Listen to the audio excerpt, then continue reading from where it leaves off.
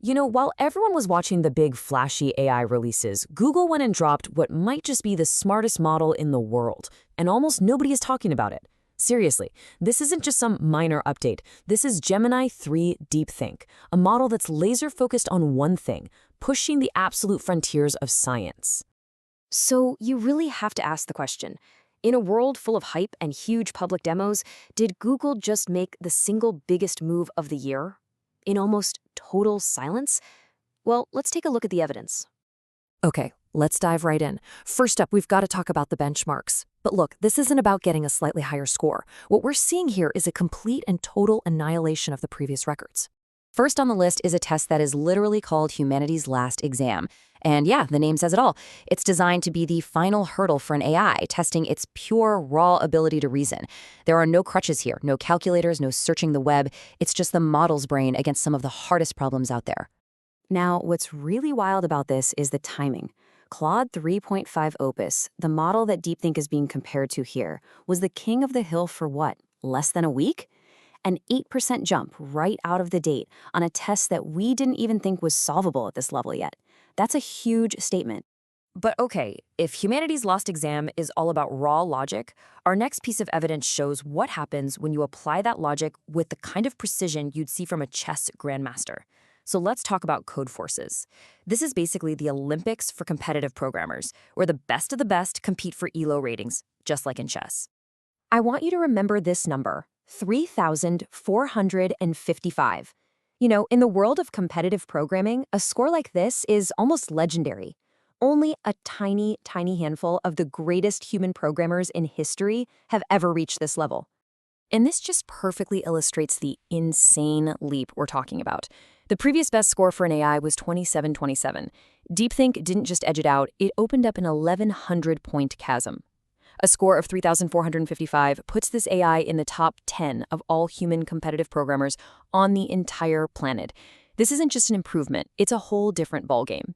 So we know it can master structured logical problems. But what about when it's thrown a curveball? What about problems it has never seen before? Well, that's exactly what the ARC-AGI benchmark is for. It's designed to measure if an AI can actually adapt, not just spit back information it's memorized. And the results are, well, they're pretty startling. The average human scores about 60% on this. DeepThink, it scores almost 85%. Let's move on, because these scores are absolutely incredible.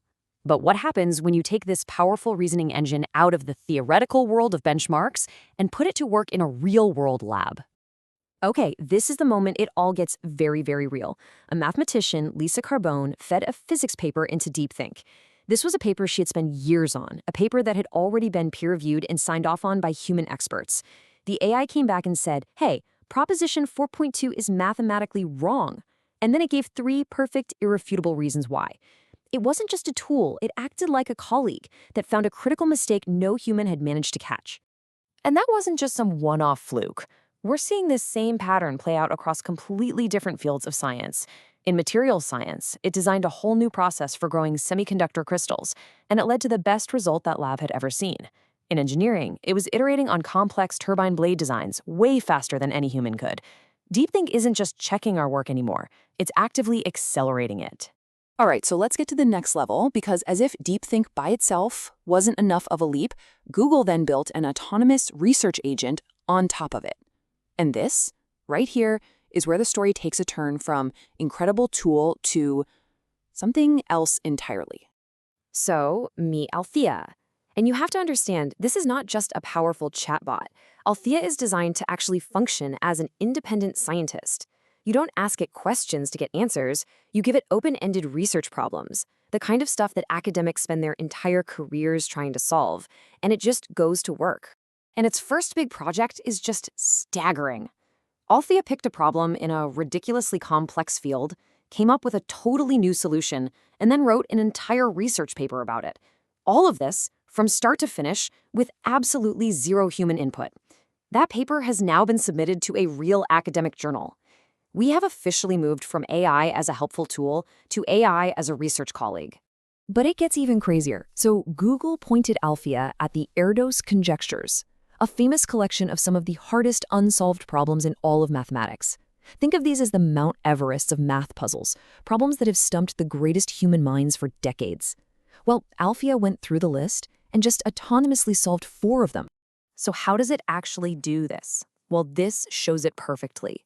Althea uses a self-correction loop. It's the same process that's fundamental to all human research, but it does it at machine speed. It comes up with an idea, it rigorously checks its own work to see if it holds up, and if it finds a flaw, it either fixes it or throws it out and starts over. It's a relentless, tireless researcher. Okay, so let's zoom out for the final and maybe most crucial piece of evidence.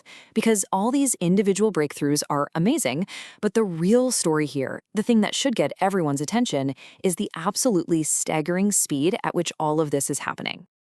Just take a look at this. These are 2 versions of the same model family tested on Math Olympiad problems, just 6 months apart. The first version topped out at about 68% accuracy. 6 months later, the new one is hitting 90%. That massive gap you're looking at, that's just half a year of progress.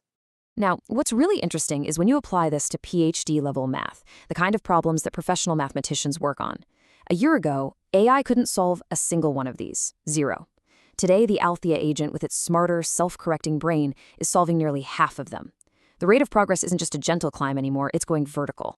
And that really brings us to the final crucial question, doesn't it? All of this, the shattered benchmarks, the real-world scientific discoveries, the autonomous AI scientist, this is all the result of just 6 months of progress. We're not just hacking leaderboards anymore. We're doing publishable science. So if this is where we are right now, where on earth are we going to be in another